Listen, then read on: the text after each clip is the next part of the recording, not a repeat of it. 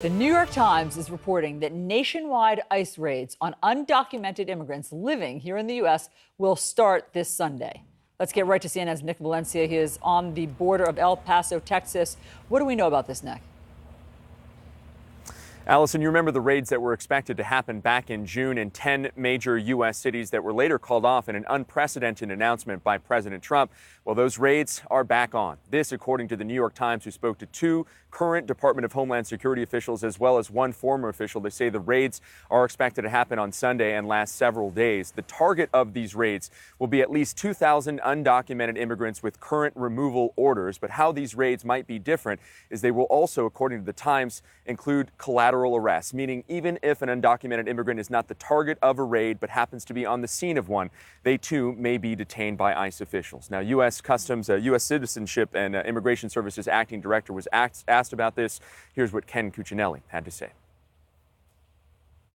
They're absolutely going to happen. There's approximately 1 million people in this country with removal orders. Of course, that isn't what ICE will go after in this, but that's the pool of people who've been all the way through the due process chain.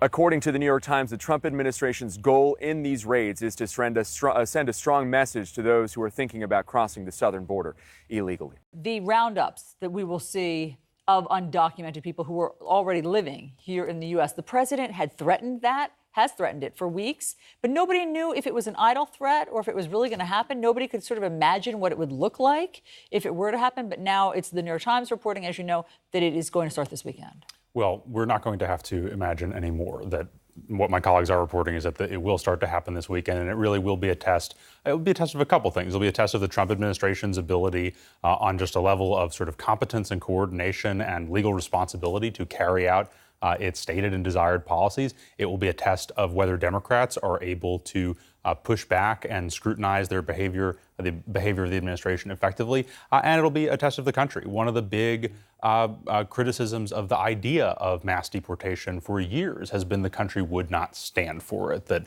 you know, when people see images of families being sort of rounded up together, that it just would be untenable for an administration. We're going to find out if that's true. Some details in this report. It's going to initially target some 2,000 migrants and their families. It is going to focus on at least 10 cities. These people will be brought to detention centers in Pennsylvania and, I believe, Texas, 2 states. The Texas one is concerning since we've all seen with our own eyes and heard for months now that they're overcrowded and can't take any more people. And there's a quote inside this story in the New York Times today. Agents have expressed apprehensions about arresting babies and young children, officials have said. Raul, do you think they have their ducks in a row here for these raids? Based on the Trump administration's competence so far in conducting these large operations that involve a lot of logistics, no.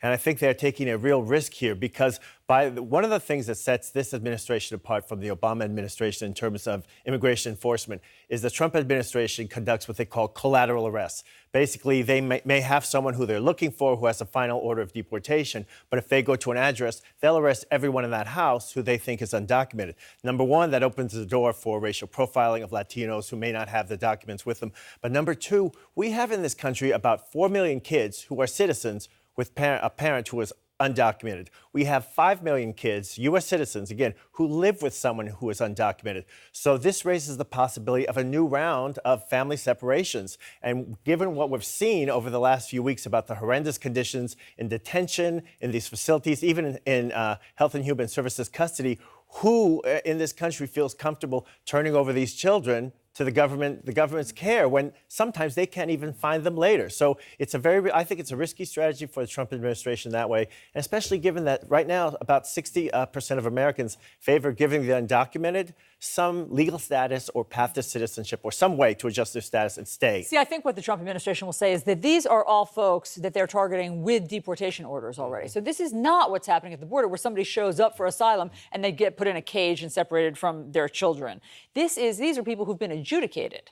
And so what the Trump administration, Catherine, will say is that you must have law and order And if you have been adjudicated to be here unlawfully, you must leave. And I think that that's something that does resonate with voters, and voters certainly understand. But of course, the devil's in the details, as we've all seen, because they haven't done this in any way that has seemed streamlined or often humane. Well, and if you look at the data on who's being detained, the most serious criminals, detentions of the most serious criminals has actually fallen under this administration. Detention of people who have either much lesser crimes or have no crime at all other than unlawful status, their numbers have shot up. So, for all of the talk of law and order and getting the bad hombres out and all of that, they're being very indiscriminate, and they're just creating a climate of fear. And I would point out, it's not only these very visible raids that we should expect to presumably happen soon. There's been a lot of other stuff happening sort of under the radar that is also contributing to this climate of fear and animus towards immigrants, including an ongoing rule that Ken Cuccinelli suggested is going to be finalized quite soon, called public charge, that basically says if you or anyone in your family uses some sort of services, whether that's health services, maybe for your kid even, who's a U.S. citizen, there's a little bit of unclarity about what that means, that you can lose access to a green card, you can be kicked out. Again, people who are here lawfully. So there's been a lot of intimidation of this population to keep them from doing the kinds of things that they need to do to keep their family safe. Very Look quickly, at the question of the resources here. The government is saying they're going to do these mass raids of nonviolent people, and meanwhile, on the other hand, they're saying they don't have money to provide soap and toothbrushes and blankets to children in detention. Anything political about this? Would it be naive, Alex, to say, hey, we're a week and a half before a Democratic debate? Hey, the president wants to play to his base here with these visible raids. I don't think it's ever naive to suggest that the president might be leaning into the immigration issue for political reasons. It's one of the reasons why, when we sort of look at the large shape of the 2020 election and people within the Republican Party, within the media, sort of keep on pressuring the president to talk about the economy, talk about the economy, talk about the economy. He doesn't want to talk about the economy. He wants to talk about national identity, the security of America's borders, and his resolve to do things exactly like this. We're going to see what kind of reaction the country has to it as it plays out.